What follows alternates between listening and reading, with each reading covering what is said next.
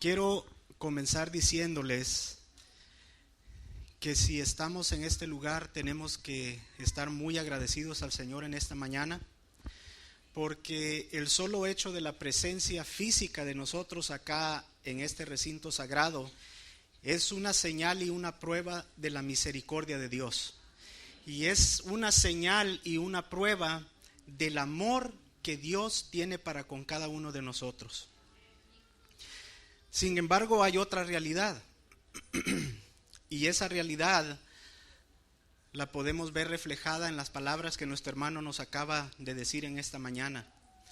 Muchos de nosotros estamos aquí sentados, muy cómodos en esas bancas, pero nuestra mente quizá está en otro lugar, porque hay problemas, porque hay dificultades, hay dolor.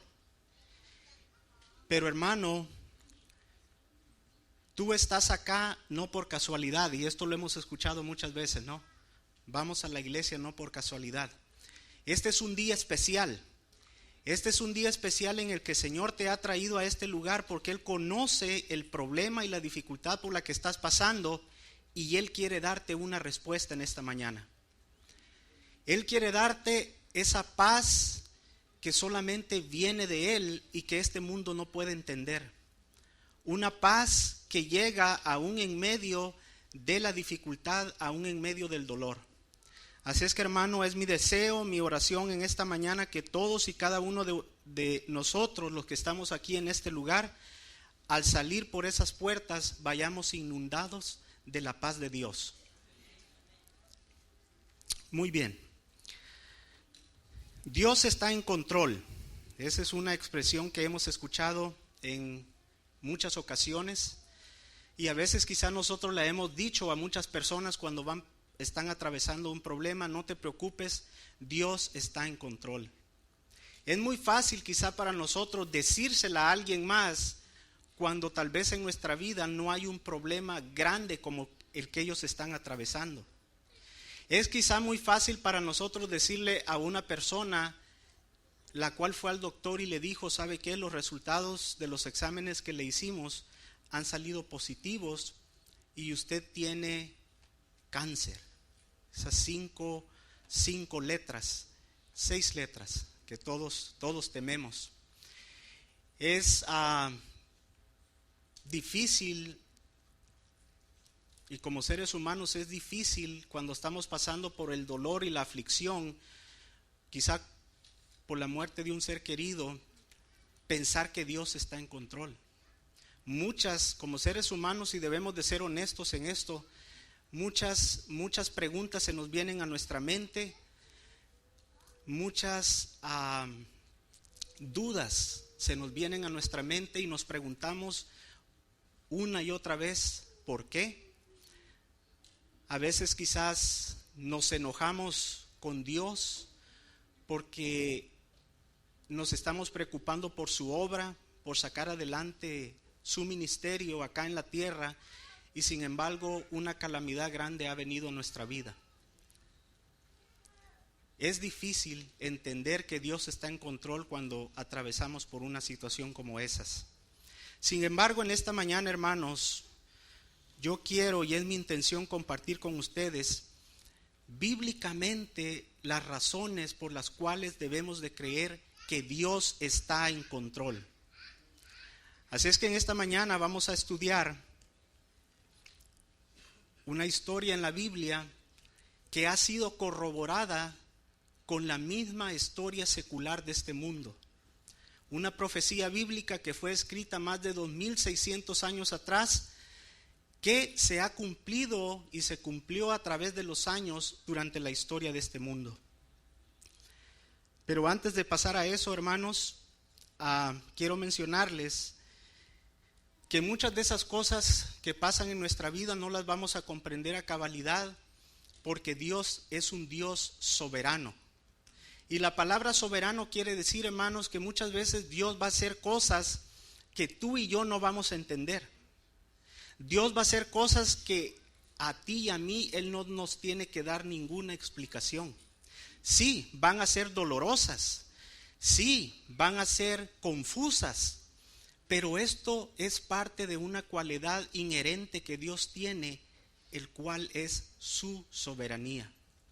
Y en su soberanía, en muchos versículos de la Biblia podemos encontrar que Dios dice: yo soy el creador del universo, yo soy el hacedor de todas las cosas, y yo hago como a mí me place. ¿Okay? La soberanía de Dios, ese es un tema para otra oportunidad. ¿Qué cosas nos ayudan a salir adelante cuando estamos en medio de una crisis? Hay varias. Y antes de entrar a la profecía que les quiero enseñar en esta mañana, quiero compartir eso con ustedes. Muchas veces se nos hace difícil soportar la prueba porque no estamos impregnados espiritualmente para poder asirnos de esas herramientas y poder atravesar ese momento oscuro que estamos pasando. Yo les voy a hablar de una de ellas nada más así rápidamente en esta mañana. Una de ellas es la falta de la lectura de la palabra de Dios. Si yo hiciera una pequeña encuesta en esta mañana y dijera: levanten las manos, que no quiero que lo hagan, ¿cuántos de ustedes tomaron tiempo para leer la Biblia esta semana por lo menos una hora? ¿Qué? Sin levantar las manos. Estoy seguro que serían pocas las manos que se levantarían. Pues hermanos, ese es uno de los grandes problemas que como iglesia cristiana, no solo adventista del séptimo día, como iglesia cristiana estamos atravesando ya por muchos años. Porque hemos llegado a pensar que la vida cristiana simplemente es un hecho de asistir a la iglesia. Es un hecho de hacer obras buenas de vez en cuando. Es un hecho nada más de comportarme bien ante mi prójimo. Pero no, hermanos. La vida cristiana implica más que eso. La vida cristiana es que tú imites a ese Jesús que dices conocer. Y déjenme decirles qué dice o qué dijo Jesús acerca de la lectura de la palabra de Dios. Es difícil para mí entender a veces cómo nosotros nos podemos llamar cristianos si no estudiamos la Biblia, si no tenemos una vida de oración. Miren, Jesús, al que nosotros debemos de imitar, hacía las siguientes cosas. Jesús conocía perfectamente la palabra. Él, en muchos versículos escritos en la Biblia, manifestó la siguiente frase: escrito está. ¿Ok? En más de una oportunidad cuando él hablaba, él decía: escrito está. Y les voy a dar un ejemplo. Lucas 4:8 dice: Jesús dijo: escrito está, adorarás al Señor tu Dios y a Él solo servirás. Este es un ejemplo nada más. ¿En qué otros pasajes bíblicos Jesús le dijo a la gente: yo conozco la Biblia, yo me alimento de ella? En Mateo 21:42 Jesús les dijo: ¿nunca han leído en las Escrituras? La piedra que los edificadores rechazaron es la que ha llegado a ser la principal piedra angular. De parte de Jehová ha venido a hacer esto, y es maravilloso a vuestros ojos. ¿Acaso no han leído?, les dijo Jesús, y este es solamente un versículo. Entonces, ¿cómo podemos decir, hermanos, que somos cristianos y seguidores de Jesús si no hacemos lo que Él hacía? Él estudiaba la palabra, Él sabía exactamente las palabras que Él mismo había manifestado en el Antiguo Testamento. En otra oportunidad Jesús les dijo, Juan 5:39, lean las Escrituras, escudriñen las Escrituras, porque por medio de ellas tendrán la vida eterna y ellas son las que dan testimonio de mí. Así es que, hermano, uno de mis objetivos en esta mañana es que tú entiendas que este sábado es un sábado especial. Es un sábado especial en el que el Señor te está diciendo: si eres mi seguidor, si eres mi hijo, ponte a leer mi palabra. Ponte a estudiar mi palabra. Porque van a haber muchas dificultades en este mundo que tú no vas a entender, porque yo soy soberano. Pero si tú estudias mi palabra, te puedes asir de esas promesas que yo he dejado escritas. Estudio de la palabra. Hermanos, el plan original de Dios no era que la iglesia sea una fuente de dar. Otro problema que tenemos es que venimos a la iglesia y venimos y decimos, me voy a recargar las baterías, voy a recibir lo que me falta. ¿Saben cuál era el plan original de Dios? Y sigue siendo el plan original de Dios, que usted y yo seamos cristianos afuera de la iglesia. Que usted y yo nos alimentemos de Él afuera de la iglesia. Y se los voy a comprobar bíblicamente. Vamos a Deuteronomio 11, 18 al 21. Si me pueden acompañar, por favor. Deuteronomio 11, 18 al 21. El plan original de Dios, este es un ejemplo nomás, pero hay muchos versículos que hablan acerca de esto. Dice de la siguiente manera: apréndanse de memoria estas enseñanzas y mediten en ellas. Escríbanlas de tal modo que puedan atarlas a sus brazos o colgarlas sobre su frente, para que en todo momento puedan recordarlas. Escríbanlas también en las puertas de su casa y en los portones de sus ciudades. Enséñenlas a sus hijos en todo momento y en todo lugar, y así ustedes y ellos vivirán largos años en esta tierra que Dios les ha prometido. Vivirán allí mientras el cielo exista. Este es el plan original de Dios, hermanos.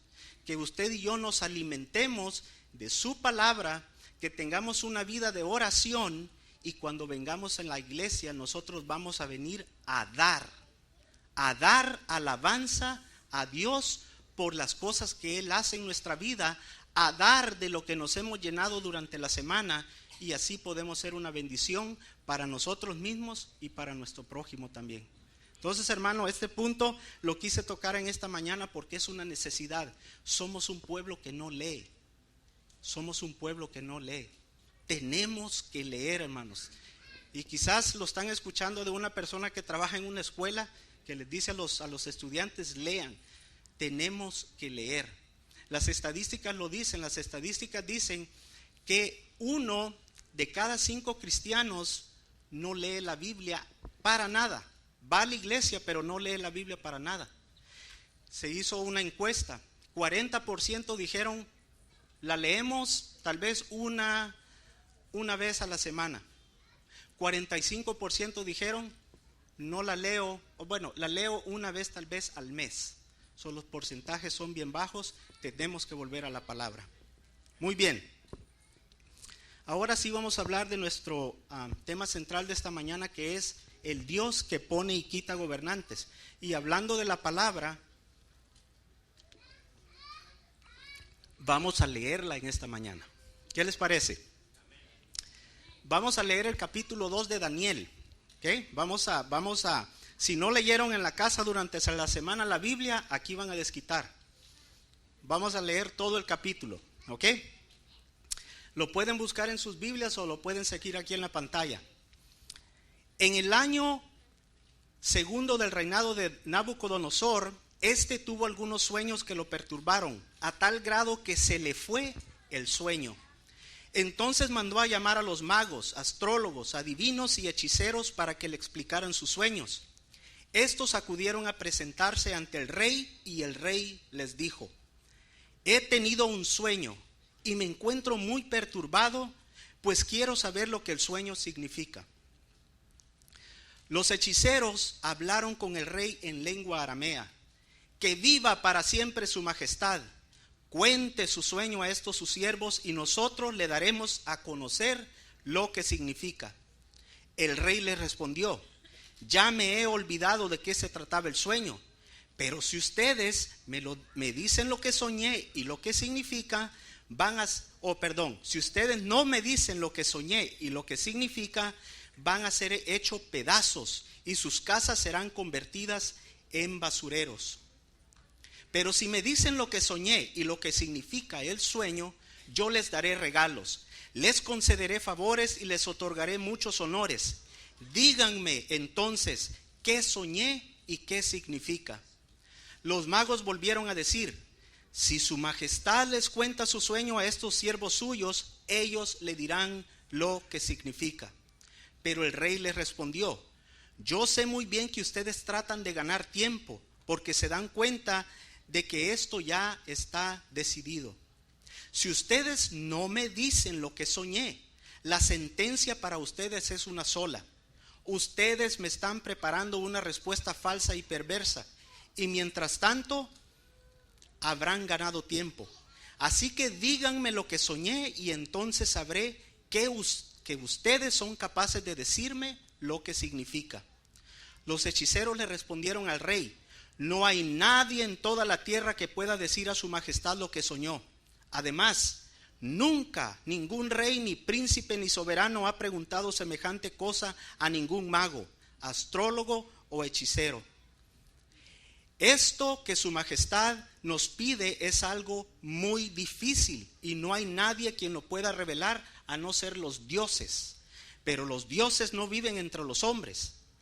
Esta respuesta despertó la ira del rey, quien muy enojado mandó a matar a todos los sabios de Babilonia. Cuando se publicó el edicto de que los sabios fueran ejecutados, buscaron a Daniel y a sus compañeros para matarlos también. Pero Daniel habló con mucha prudencia y sensatez a Arioc, el capitán de la guardia del rey, que había salido para matar a los sabios de Babilonia. Daniel habló con Arioc y le dijo: ¿por qué este edicto de parte del rey se ha publicado tan apresuradamente? Y Arioc hizo saber a Daniel lo que sabía. Daniel se presentó ante el rey y le pidió un poco de tiempo, después del cual le daría a conocer la interpretación del sueño.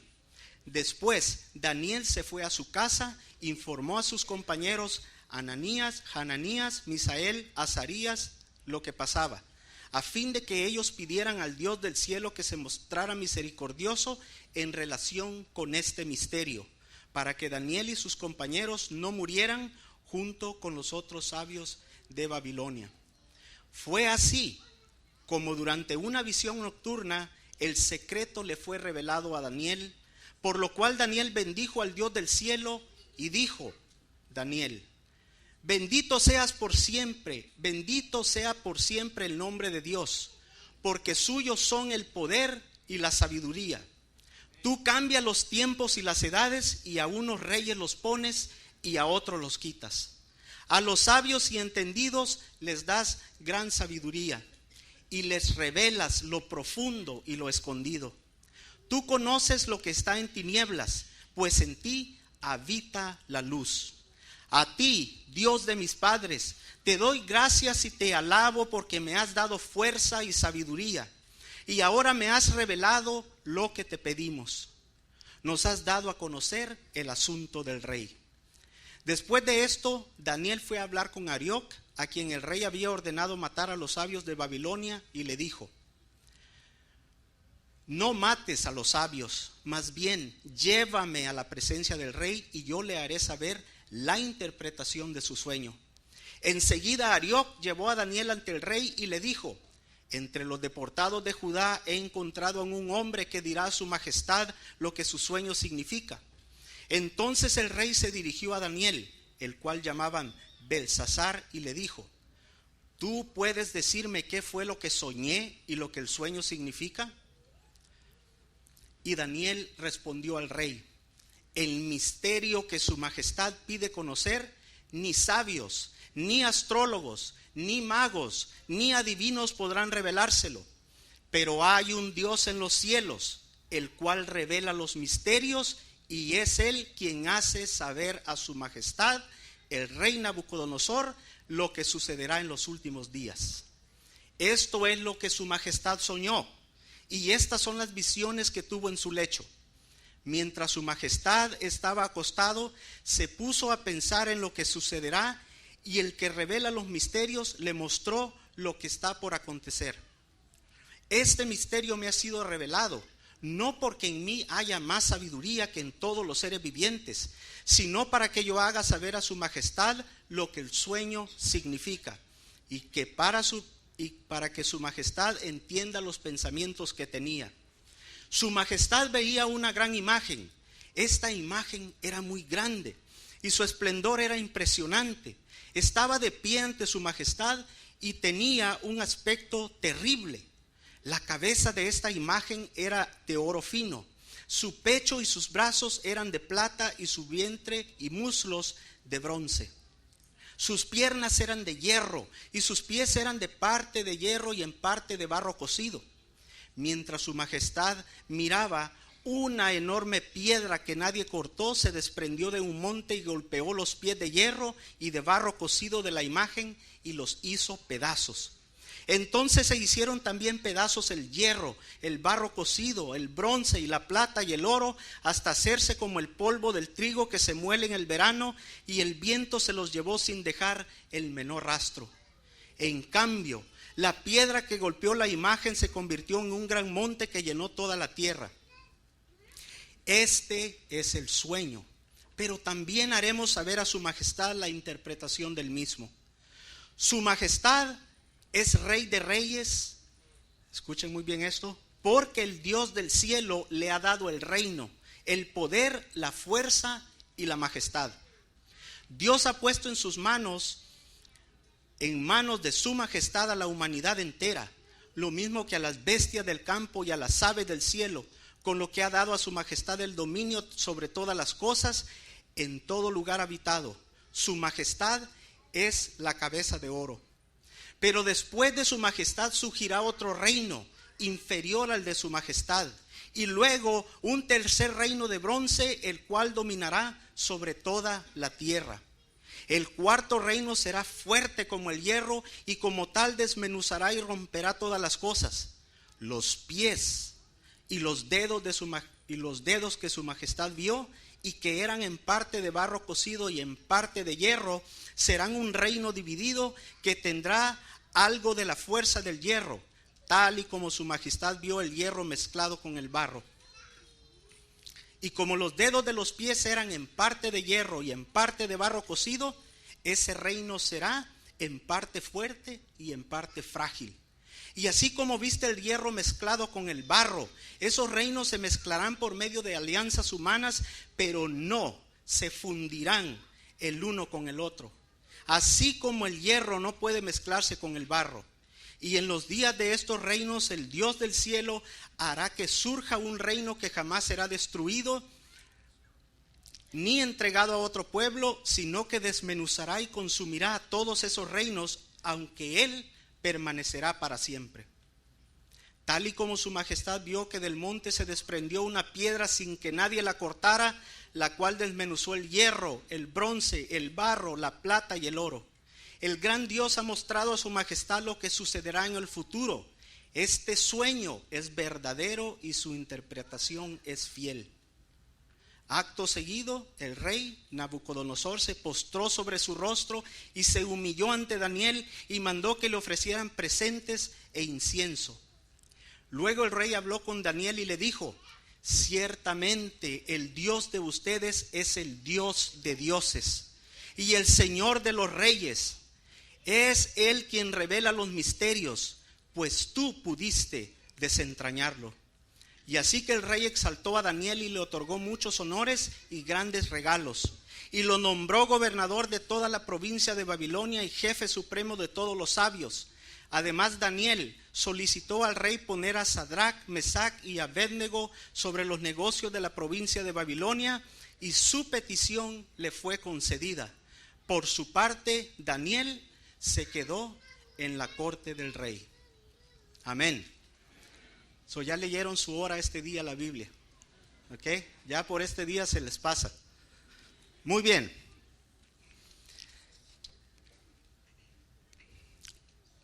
Ya el tiempo nos está ganando. Aquí está la estatua de bronce. Los niños pueden ver también para que aprendan. Esta fue una visión que Dios le dio a este rey Nabucodonosor en el tercer año de su reinado, hace aproximadamente 2600 años atrás.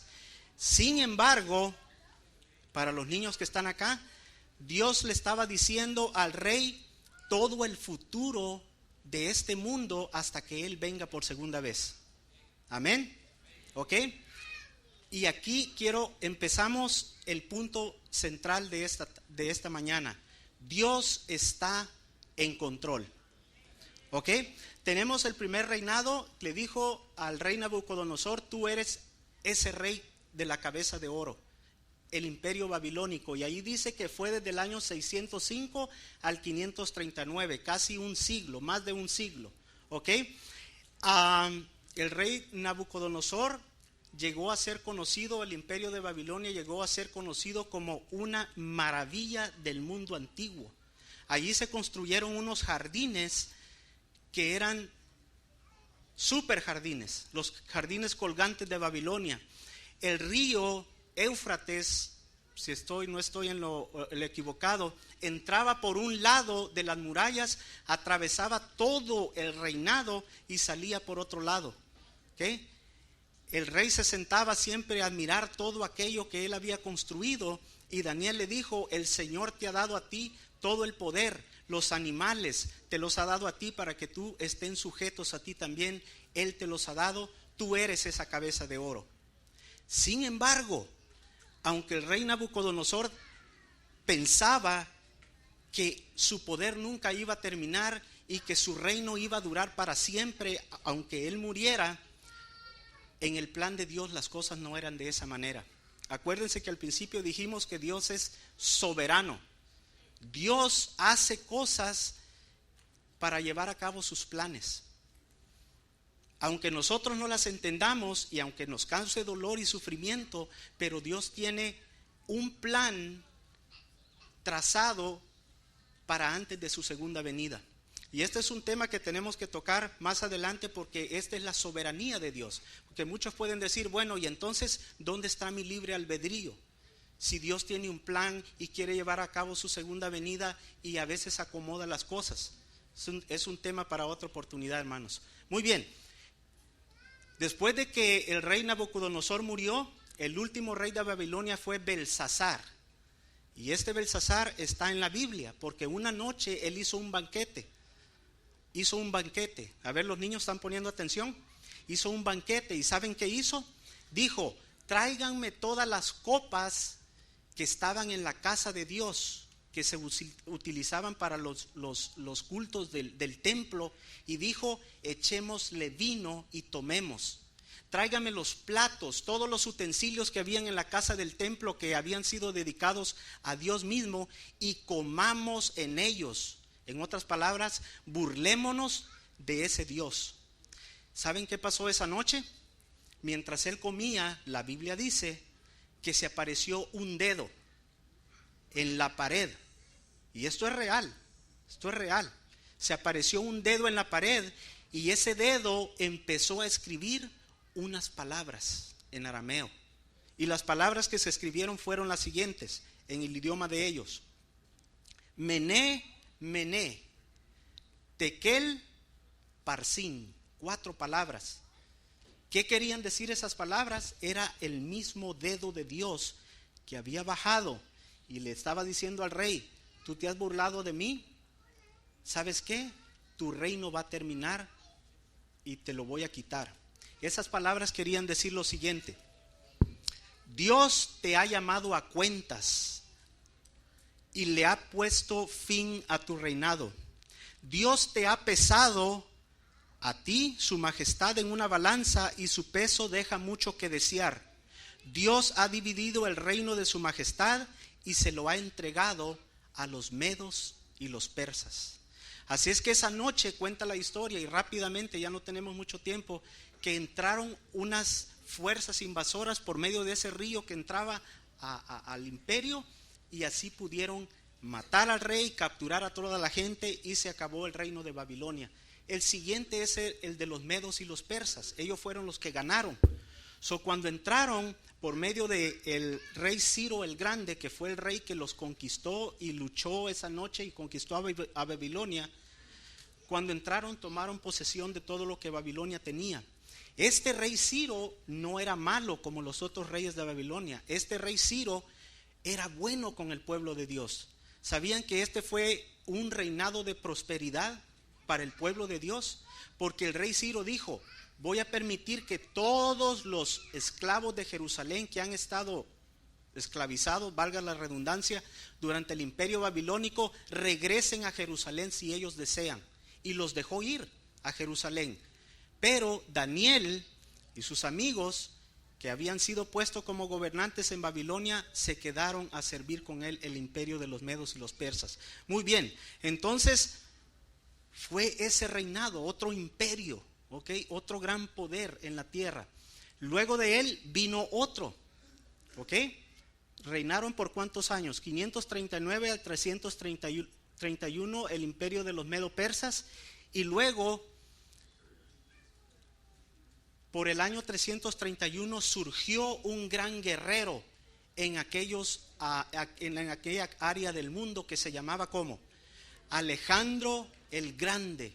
Alejandro el Grande, y esto algunos de ustedes, niños, han estudiado en la historia. Alejandro el Grande en solo 10 años pudo conquistar muchas tierras de Europa, incluyendo las tierras que pertenecían a los medos y los persas. ¿Saben cómo comparó Dios a Alejandro el Grande en la Biblia? En el capítulo 7 de Daniel, donde se da una profecía y aparecen unas bestias, ¿ok? Niños, si no han leído, aparecen unas bestias, y esas bestias tienen diferentes cabezas, tienen diferentes patas y características. Cuando habla de Alejandro, esa bestia se parece a un leopardo. You guys know leopardos, leopards? A un leopardo. Tiene 4 cabezas ese leopardo, y también tiene alas, ¿ok? Pero eso quiere representar algo. Entonces, ¿por qué un leopardo? ¿Por qué las alas? Porque Alejandro el Grande conquistó en 10 años casi la mayoría de todo esa parte del mundo que existía en ese momento, incluyendo el reinado de los medos y los persas. Las alas del animal representaban la rapidez, y el leopardo también es un animal rápido. Sin embargo, él murió, y el reino se dividió en 4, que eran sus 4 grandes generales que estaban con él siempre en la batalla, y allí el reino se debilitó. Entonces vino el siguiente reino, que está mostrado por los pies, que son ¿de qué metal? De hierro. Aquí viene el imperio romano, y ese imperio estuvo desde el año 168 al 476. El primer gran emperador del imperio romano fue Augusto, y ellos derrotaron a los griegos en el año 168 en la batalla de Vidna, ¿ok? Los romanos derrotaron a los griegos. Hermano, yo lo que quiero estoy resumiendo aquí todo esto rápido por falta de tiempo, pero ustedes, la idea que quiero que capten es cómo Dios tenía un plan soberano, que un reino iba a suceder a otro. Cuando los reyes llegaban a estos reinados, pensaban que ellos iban a ser los últimos que iban a dominar el mundo. Sin embargo, Dios dijo no, yo estoy en control, y yo soy el que pone, ¿y qué? Y quita reyes. Muy bien, el imperio romano. ¿Cómo cayó el imperio romano? Cuando Jesucristo vino, los romanos estaban gobernando, ¿ok? Los romanos fueron los que lo apresaron, los soldados romanos fueron quienes lo crucificaron en la cruz. El imperio romano estaba en los tiempos de Jesús. ¿Por qué cayó el imperio romano? Porque muchos generales querían hacerse reyes y se empezaban a dar el trono uno con otros. Y al mismo tiempo que se lo daban, se traicionaban, se mataban, ponían a otro y lo mataban, y así fue dividiéndose y debilitándose el imperio romano. Otra característica fue que muchas tribus que el imperio romano ni ningún otro imperio había conquistado al norte de Europa empezaron a atacar a Roma cuando vieron que estaba dividida por tanto peleas entre los gobernantes, y estas tribus lograron dominar la mayoría del imperio romano que se conocía en ese entonces. Algunas de esas tribus fueron los visigodos, los ostrogodos, los gerundos, y que de allí salieron las naciones de Europa que hoy conocemos en día. Muy bien, sin embargo, ¿sería este el último imperio? No, habría uno más. Aquí vamos a pasar. Habría uno más, ¿ok? Y es increíble cómo lo que dijo Dios, niños, hace 2600 años atrás se está cumpliendo hoy en día. Por eso tenemos que leer la Biblia para saber estas cosas y para saber dar una respuesta a lo que está pasando. Cuando cayó el Imperio Romano, se formaron los países europeos que conocemos hoy en día. Cuando hubo la Segunda Guerra Mundial, que el gran, no sé cómo le podríamos llamar, guerrero, emperador, Hitler dijo: yo voy a unificar toda Europa again y voy a formar un imperio. Él destruyó la mayor parte de Europa. En vez de unificarla, él bombardeó ciudades, mató gente, la terminó de destruir. Después de que la Segunda Guerra Mundial se acabó, muchos líderes de estos países europeos se juntaron y dijeron: tenemos que hacer algo para reconstruir a nuestros países otra vez. Todo está por los suelos. Entonces dijeron ellos y surgieron con la idea: unámonos otra vez, unámonos y lleguemos a formar un solo bloque de países. Miren los pies. Dijo Dios: después de que el Imperio Romano desaparezca, todos los países que queden se van a unir otra vez. Sin embargo, no se van a poder unir, ¿verdad? Y vamos a leer esa otra parte rápidamente. Al 41. Ok, en cuanto a los dedos de los pies eran de parte de hierro y en parte de barro cocido, ese reino será en parte fuerte y en parte frágil. Y así como viste el hierro mezclado con el barro, esos reinos se mezclarán por medio de alianzas humanas. Pero, pero no se fundirá el uno con el otro, así como el hierro no puede mezclarse con el barro. Y en los días de estos reinos el Dios del cielo hará que surja un reino que jamás será destruido ni entregado a otro pueblo, sino que desmenuzará y consumirá todos estos reinos, aunque él permanecerá para siempre. Muy bien, entonces todos los países de Europa dijeron: unámonos. Pero Dios ya había dicho en su soberanía: no se van a unir. Sin embargo, sí se unieron y llegaron a formar algo que se llamó como la Unión Europea. Primero empezaron 6 países después de la Segunda Guerra Mundial, después fueron convenciendo a los otros: únanse, vamos a tener libre acceso a todos los países. Al final dijeron: vamos a formar una moneda que nosotros podamos usar en todos los lugares. Así que para el año de 1999 se creó una moneda que se llama ¿cómo? El euro, ¿ok? Y para aquellos que han tenido la dicha de viajar por esas tierras, cuando ustedes van de un país a otro no hay tanta migración como aquí, que te vamos a registrar a ver qué es lo que traes, qué es lo que lleves. Entra uno fácilmente por eso. Parecía que todo iba a volver a ser un nuevo imperio otra vez, pero Dios dijo: no. ¿Qué sucedió este año este año que estamos viviendo del 2016? Uno de los grandes países que forma parte de esa Unión Europea dijo: nos salimos. Uno de los países que era la columna vertebral de esta Unión Europea dijo: no más queremos estar ahí porque estamos perdiendo mucho dinero nosotros aquí en nuestro país. Así es que los gobernantes no podían hacer esa decisión sin pedirle la opinión al pueblo. Dijeron: lo vamos a llevar a votación y lo que la gente diga lo vamos a hacer. ¿Qué creen que pasó?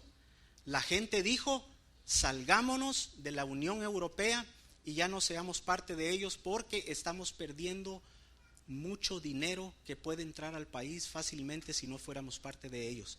Así que eso se conoce con la palabra, frase célebre del Brexit. Inglaterra, la Unión Británica se salió. ¿Y saben qué va a pasar esta semana que viene? Italia parece que va a llevar a cabo también un consenso popular con la gente para ver si se salen o no. A un cristiano estudiante de la palabra de Dios esto no le tiene que sorprender, porque Dios dijo 2600 años atrás que se van a querer juntar y ser un mismo imperio una vez más, pero no lo van a lograr. ¿Ok? Muy bien.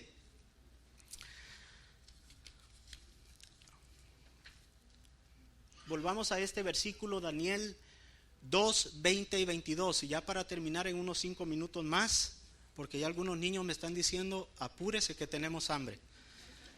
¿Ok? Sorry, niños.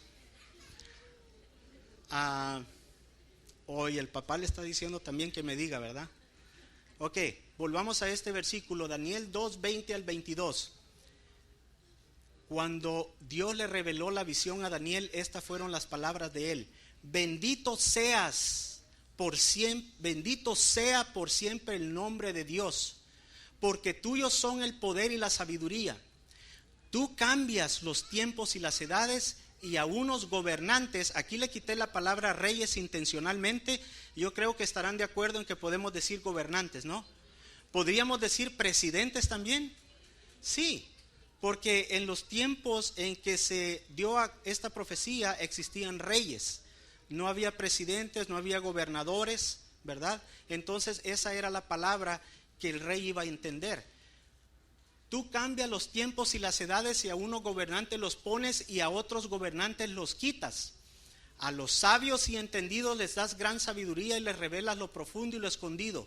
Tú conoces lo que está en tinieblas, pues en ti habita la luz. ¿Ok, niños? Vimos a través de la historia que Dios puso un rey y luego ¿qué? Lo quitó. Puso otro rey y luego ¿qué? Lo quitó. Puso otro rey y luego ¿qué? Lo quitó. Dios tiene un plan, ¿ok? ¿Y saben cuál es su plan? Que todos los que estamos aquí presentes vayamos al cielo con Él en su segunda venida. Entonces todas las cosas que Él está haciendo, las está haciendo para ese gran plan que Él tiene en mente. Muy bien. Ahora voy a enseñar una foto acá, que espero no les vaya a caer mal la comida que se vayan a comer al rato, pero va de acuerdo, y esto es una necesidad y es una gran pregunta que el mundo se está haciendo hoy en día, especialmente los que vivimos en este país. Ok. Muchas personas dicen, escúchenme, ¿por qué sucedió esto? Y no solo las personas cristianas o los que estamos en este país que somos de otros países, ¿por qué Dios permitió que sucediera esto si nosotros le pedimos que fuera diferente? Aún las personas y políticos que saben en este país no esperaban que esto fuera a suceder. Sin embargo, y no vamos a entrar en política acá, sin embargo, la idea es esta: Dios pone y quita gobernantes. ¿Exacto? ¿Estamos todos de acuerdo en eso? Dios pone y quita gobernantes. Muy bien. ¿Por qué razón sucedió lo que sucedió? Solo Dios lo sabe, porque Él es el único que conoce el futuro. Lo que tenemos que hacer nosotros, usted y yo, es, como dijimos al principio, volver a leer la palabra de Dios. Lo que usted y yo tenemos que hacer no es tanto estarnos quebrando la cabeza por esto, sino empezar a tener una vida de oración si no la tenemos todavía. Esas deben de ser nuestras preocupaciones. Deje que Dios se encargue de la historia. Deje que Dios se encargue de llevar a cabo los planes que Él tiene en su soberanía. Pero yo no quiero que se vayan con esta foto. No quiero que se vayan con esta foto. Quiero que se vayan con esta foto en su mente. ¿Ok? Ahí está Jesús. Sí, el mundo está preocupado.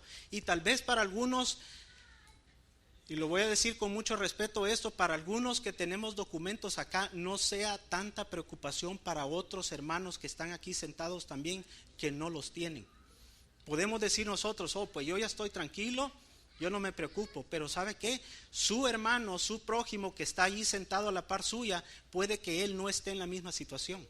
Entonces esto puede ser algo diferente para él. Así es que nosotros hay que unirnos, hermanos, orar unos por otros en esta situación que estamos viviendo, y Dios obrará con su mano poderosa. Así es que llevémonos esta imagen. Dios está en control ¿de qué?